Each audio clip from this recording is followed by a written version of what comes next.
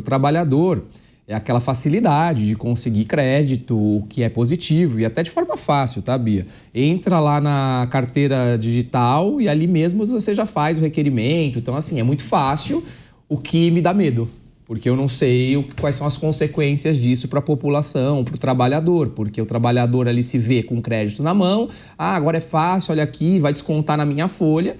Ele acaba se endividando. Lógico que a gente está falando aí de juros menores, de taxas menores, o que é bom, mas me preocupa de verdade as consequências disso para o brasileiro, porque a gente sabe que o brasileiro aí, ele tem dificuldade de lidar com isso, com empréstimos, enfim. Então, mas eu acho que bom, acho que foi positivo na questão de ajudar, mas preocupante por um outro lado e eu acho que falar sobre esse tema eu vou conseguir falar daqui 6 meses, 1 ano, quando a gente tiver o resultado do que efetivamente aconteceu. Márcia, é importante um programa como esse? O último dado que eu tenho aqui é que nós temos mais de 70% dos brasileiros endividados. Quando a gente facilita o crédito nessa questão, isso ajuda os endividados ou prejudica, pode ser difícil para o trabalhador? Eu não consigo ver algo positivo nisso, porque na minha realidade eu trabalho, né, com a parte previdenciária também, e a situação dos idosos e pensionistas está caótica. Eles estão passando fome, porque começaram com esses empréstimos também, e de um salário mínimo de R$ 1.520, eu tenho pessoas que me procuram que estão recebendo R$ 250. Não sabem nem como que chegaram nesse valor. Eu nem sei como, porque você só pode fazer empréstimo de 35%, como que você consegue ficar? E aí, eu entendo, primeiro, que o fundo de garantia, a natureza do fundo de garantia, ele é o quê? Ele é uma poupança do trabalhador.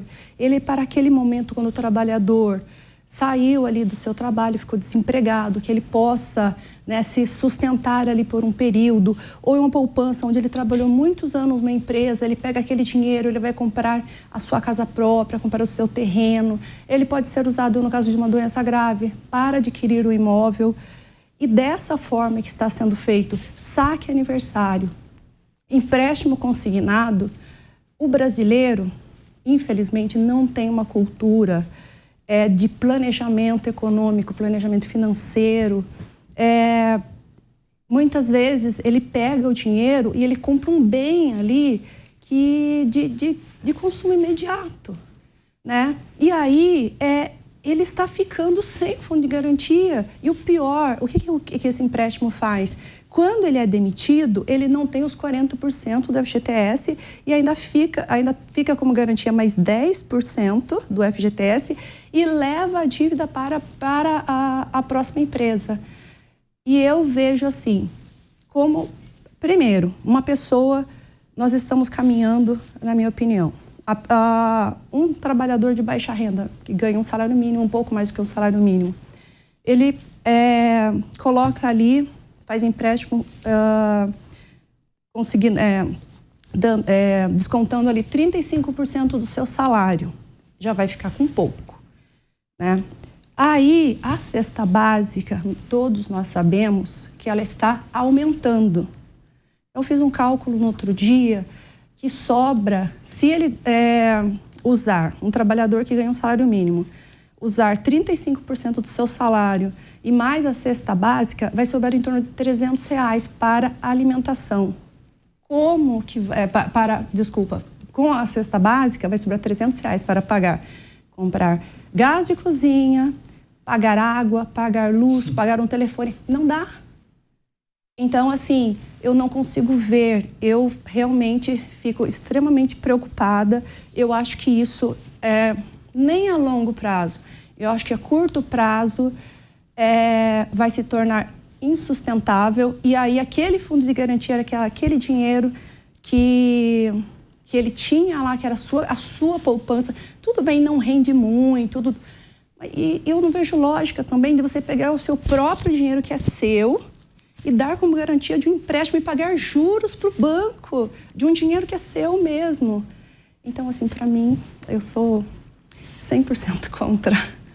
Cristiane, eu li uma análise interessante um pouco antes do nosso programa que dizia que o brasileiro ele está pegando um empréstimo não para melhorar a qualidade de vida dele, de repente para fazer um investimento, começar um negócio, mas para garantir a sobrevivência. Faz sentido essa análise?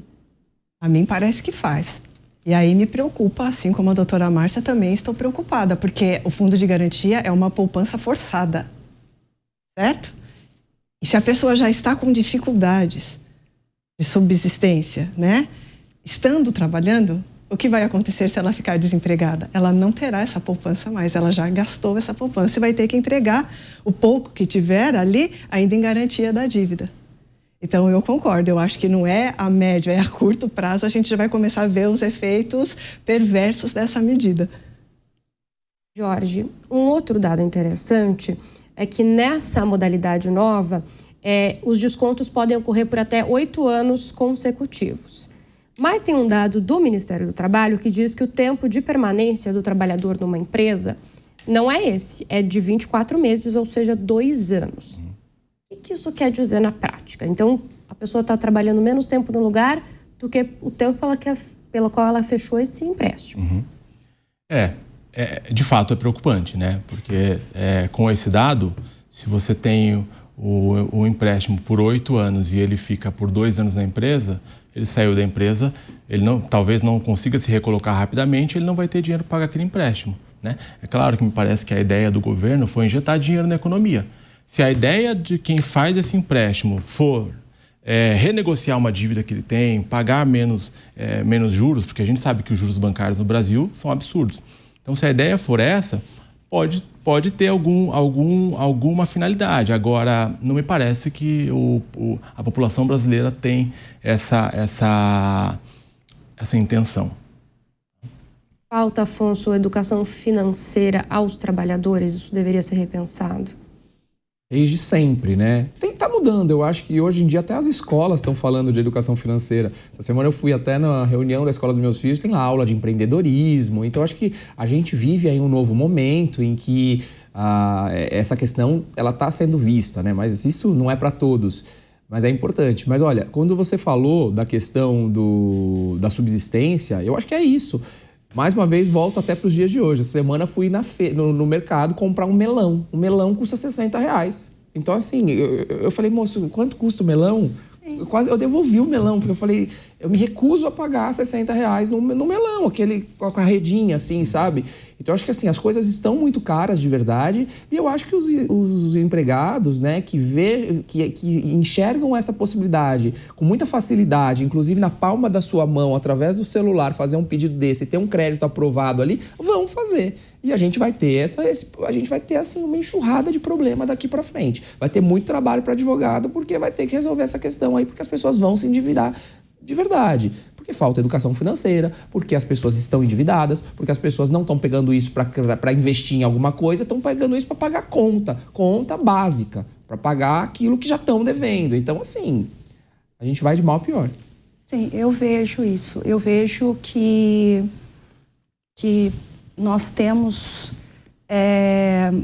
por conta da questão mesmo aí da nossa previdência, né? Eu acredito que nós temos também um governo que não vai conseguir se sustentar com todos esses benefícios sociais. Aí nós temos essa quantidade de beneficiários endividados. Se nós tivermos também uma quantidade gigante aí de trabalhadores CLT também endividados, que fazem parte dessa mesma família, eu acredito que nós podemos ter um colapso na nossa economia, porque eu realmente fico muito, muito preocupada e às vezes eu até comento lá no meu escritório, eu falo, meu Deus, essas pessoas vão começar a passar fome, porque não dá, a conta não bate, né? A conta não bate, porque o ovo está muito caro e tudo, coisas básicas estão muito caras. Então é só colocar na ponta do lápis que ver que você não pode comprometer 35% do seu salário e ainda depois não ter o seu 40% se você for demitido. Você não sabe se você pode ser demitido amanhã ou depois. e você já não tem nem os 40% do seu fundo de garantia. E ainda liberando junto o saque aniversário, que todos estão fazendo saque aniversário. Eu não vejo, mas eu faço previdência, os meus clientes se aposentam, eles não têm, ninguém mais tem fundo de garantia para sacar. E antes, quando eu comecei a advogar, eles tinham. Quer fazer um comentário? Eu quero. O nome fala, né? Fundo de garantia por tempo de serviço. Não é mais, faz tempo. Sim. Porque com essa história de saca aqui, saca ali, saca aqui, ninguém tem mais fundo Não de tem. garantia. Então, assim, eu não sei nem por que se fala nessa garantia para esse empréstimo, porque ninguém tem fundo de garantia mais. Todos já sacaram, não tem. Quando são demitidos, não tem mais essa reserva, que era uma reserva forçada, que fui demitido, poxa, agora eu saco meu fundo, consigo sobreviver aí mais 2, 3, 4 meses até conseguir um novo emprego. Então, as pessoas perdem o emprego, não têm o dinheiro, então tinha que mudar o nome. Fundo de garantia... Fundo sem garantia, né? Tinha que ser. É isso, Cristiane? É isso. E ouvindo os colegas, duas coisas assim me vêm em mente, né? Em primeiro lugar, sim, de fato, o brasileiro não tem a cultura de fazer um planejamento financeiro. Mas porque viver com um salário mínimo meio e ainda guardar dinheiro é difícil. Eis a questão. E daí o que nos restará diante de toda essa situação? Benefícios assistenciais. É isso. E aí complemento.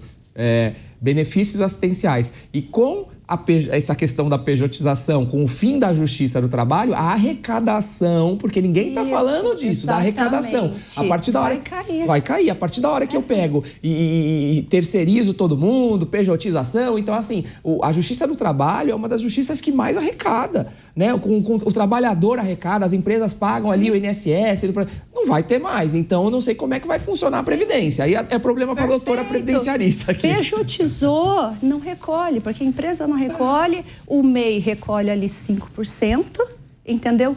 Como que a Previdência vai se sustentar? Vai sustentar toda essa... Eu tenho, assim, uma visão que eu fico em pânico, às vezes. Você vê que a gente fez um estudo, nós fizemos um estudo, OAB São Paulo, Associação dos Advogados Trabalhistas, várias entidades, fizemos um estudo desse impacto na Previdência, porque ninguém está falando disso. Está só falando, vamos cortar, vamos acabar, vamos acontecer, mas e o impacto que isso vai ter no Brasil? Né? Isso vai, assim, acabar, a Previdência vai quebrar e enfim... Tem um número aí desse estudo para dar pra gente? Eu não tenho para te falar aqui, posso dar uma pesquisada aqui. Mas é assim, é gigantesco.